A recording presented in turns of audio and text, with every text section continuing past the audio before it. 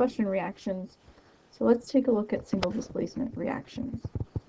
So going back to grade 10, hopefully you remember a little bit about the pattern about single displacement reactions. So this involves one element, which is element A, and it's going to try and replace another element, which we'll call element B, that's already in a compound, so it has a partner. So if this reaction takes place, element A is going to take the place of element B, and they're going to switch places. And the reason why that happens is that element A compared to element B is going to be more reactive. So we'll talk a little bit more about why that happens in a few minutes. But essentially what happens is they switch places. Element A now pairs up in the compound, and element B is all by itself.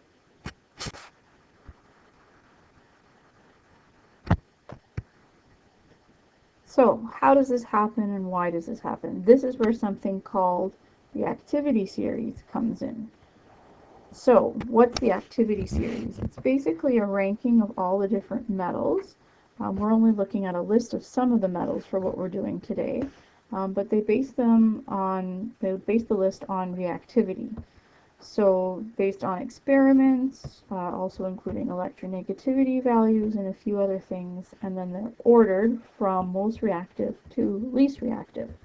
So let's take a look at the list together.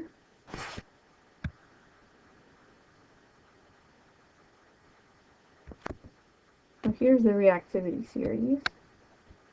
So up here at the top, according to the reactivity series, we start with lithium, and then as we go down, the reactivity decreases. So we go potassium, barium, calcium, sodium, magnesium, aluminum, zinc, iron, nickel, tin, lead. If you continue down, you can see hydrogens in there. We'll come back to that in a minute. Copper, silver, and then down at the bottom we've got the least reactive metal, which is gold. This list is something that would be considered a data table, so this one you don't need to memorize. So you can make a little note here, don't memorize this. If you need it for anything, you can look it up, or you'll be given it to you if you need it for an evaluation. So let's take a look at here for a minute. Why is hydrogen in here? So we know hydrogen sometimes acts like a metal, even though it's not a metal, it's positively charged. But the places where we see hydrogen come in are when acids are involved. We know acids have a hydrogen ion, and also water is often involved, and we know we can expand water as HOH. So that's one reason why hydrogen is in there, because sometimes metals will react with acids, so we need to see how hydrogen is displaced as hydrogen gas. Another thing that you might find interesting about the activity series, one place where you see some of these metals being used, if you have a look at the last couple of metals down here, gold, silver, copper, and even lead, a lot of these ones are used in commonly used things. Gold and silver, they're commonly used in jewelry. They do look nice, but they're also very non-reactive, which is why we can wear them. Copper, very stable metal used in a lot of electrical wiring. So not only is this list practical for predicting single displacement reactions, but there's also some practical applications, which we'll have a look at further on. So here's a little bit more about hydrogen. So hydrogen is included on your activity series, and it can be displaced from compounds with water, with acids, but not all metals will react with hydrogen, but some of them will. So let's talk a little bit more about how this is actually going to take place. So how do you actually get a reaction occurring? So a reaction will only happen if one metal, the metal A that's by itself, remember we use the letter A for the lone element, is above metal B Metal B is the one that's in the compound in the reactivity series. Or another way of saying it is A must be more reactive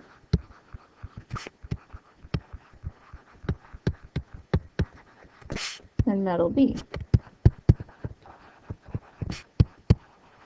If it's not more reactive, then the reaction is not going to take place, and all you have to do is write down no reaction.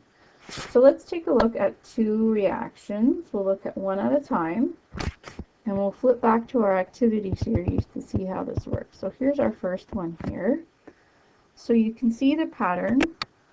One metal all by itself, so we have aluminum as our element, and then you have a compound, silver nitrate. So silver's in a compound, it has a partner with the nitrate ion. So we want to find out, can aluminum switch places or displace the silver in the silver nitrate? That's what we're trying to figure out. So we're going to go back to our activity series and see, can aluminum react and displace the silver, or is aluminum more reactive than silver? So flip back to your notes. Let's go find our list here. And here we go. So where is aluminum? Aluminum's right here. And our other metal is silver. So according to the list, aluminum's higher up, meaning it's more reactive. And since it's more reactive compared to silver, it will be able to displace it.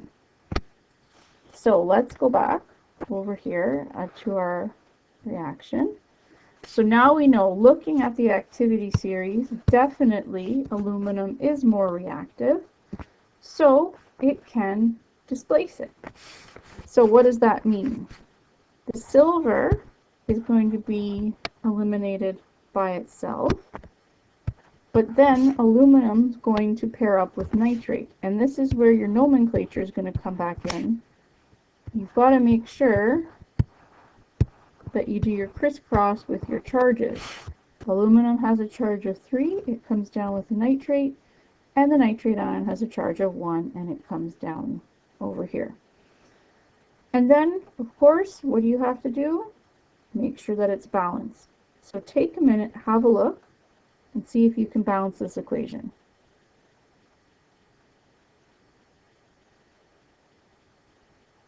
Alright, let's try and balance it out.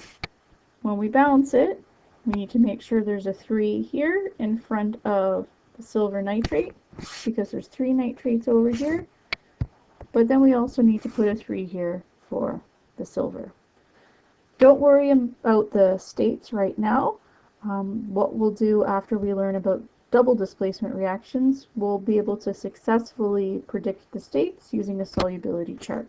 But if we want to put them in for reference right now, aluminum would have to be a solid, silver nitrate would have to be aqueous.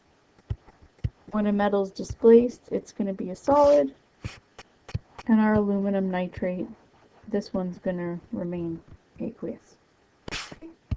So let's try another one out down here and take a look. So here we've got another example. We want to find out, can copper displace the iron that's in the iron 2 sulfate? So we need to do the same thing. Let's go have a look and see, is copper more reactive than iron? So flip back again to your activity series.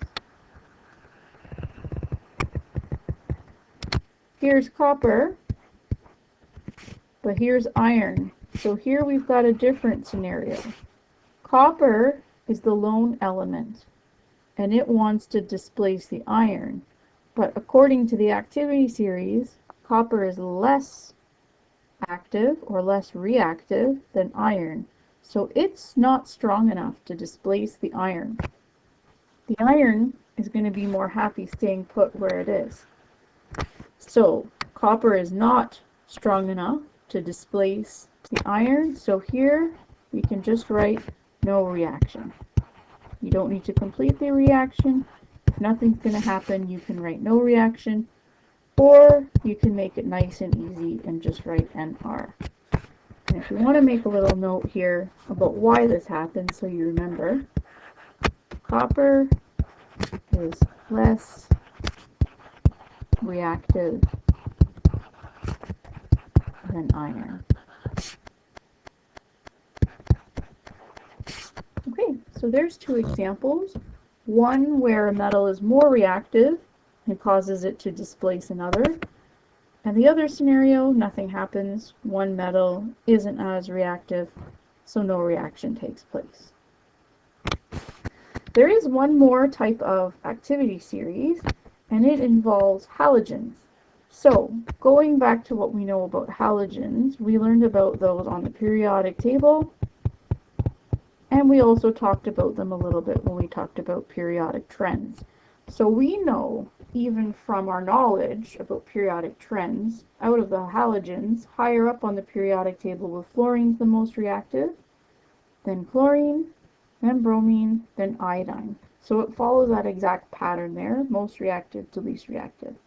Again, remember, you'll get this list if you need it, but most people hopefully know from their trends on the periodic table which one's more reactive. So let's take a look at an example with the halogen reactivity series. So this one's going to look a little bit different.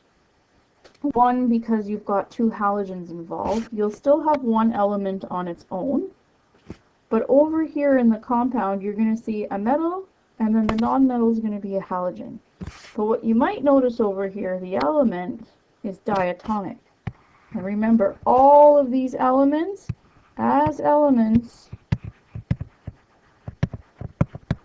these are all diatomic.